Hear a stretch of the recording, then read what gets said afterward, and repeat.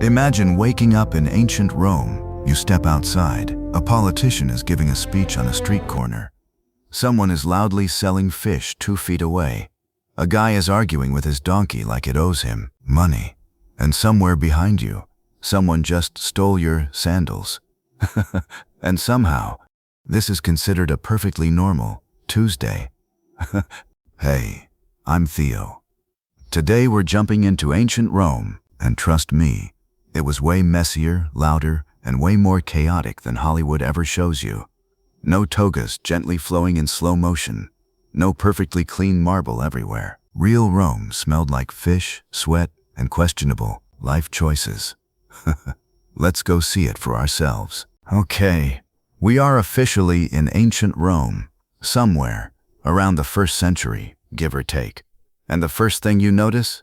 It is loud. Rome was home to over 1 million people at its peak. That's insane for the ancient world. No cars, no trains, just feet, carts, and chaos.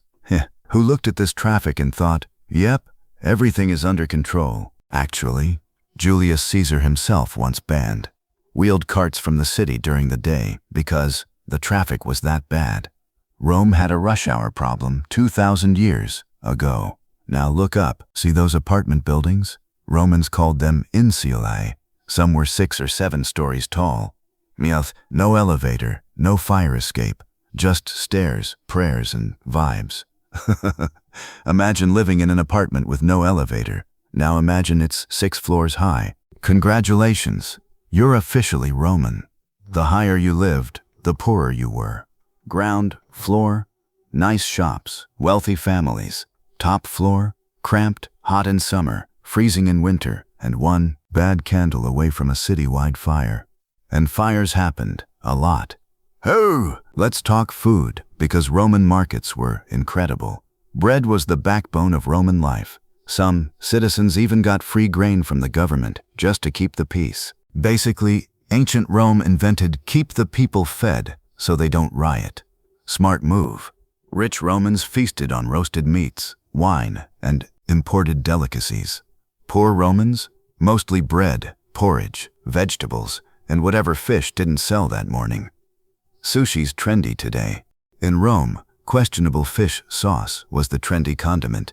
It was called garum, and yes, it was fermented fish guts. They put that on everything.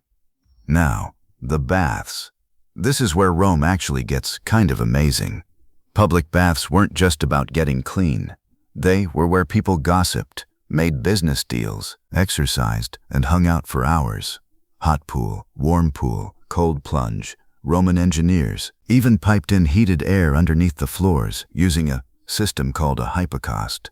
That's basically ancient underfloor heating. In the year 100, I'm sweating just thinking about the plumbing required.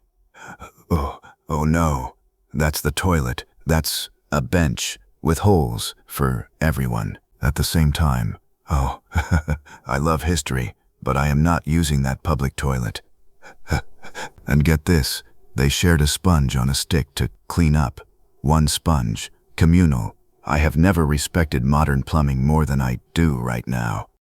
All right, let's talk entertainment, because Romans took it seriously.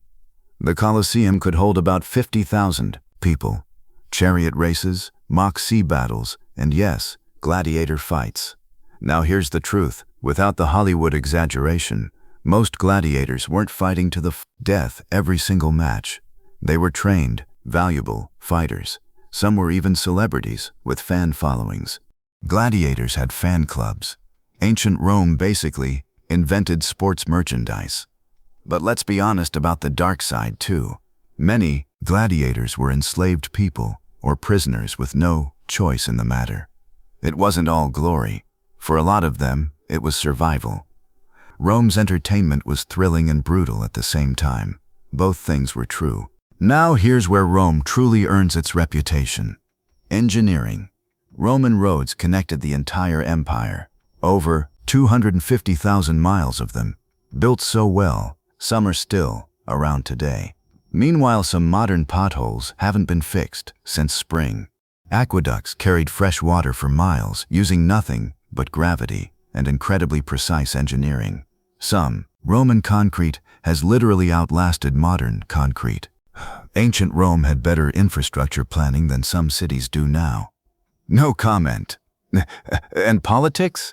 Absolute chaos, but fascinating chaos. Rome had elected officials, a senate, and public vote for citizens at least, but it wasn't equal. Women couldn't vote, and enslaved people, who made up a huge part of the population, had no rights at all. That's an important part of the real story. Rome's power and comfort were built partly on the backs of people who had none of that comfort themselves. Harb, Dissimendendufsing. Progress and injustice standing right next to each other. That's real history, not always comfortable, but always honest. Harb, Hupyip. So why did Rome become so powerful? Incredible engineering, organized government, a massive disciplined military, trade routes connecting 3 continents, but also stubborn, ambitious people who kept building, kept expanding, kept trying, even when it was chaos. Especially when it was chaos. History isn't just about old buildings, it's about real people who laughed, argued, dreamed, made mistakes, and somehow built one of the greatest civilizations the world has ever seen. I'm Theo, and I'll see you in the next trip through history.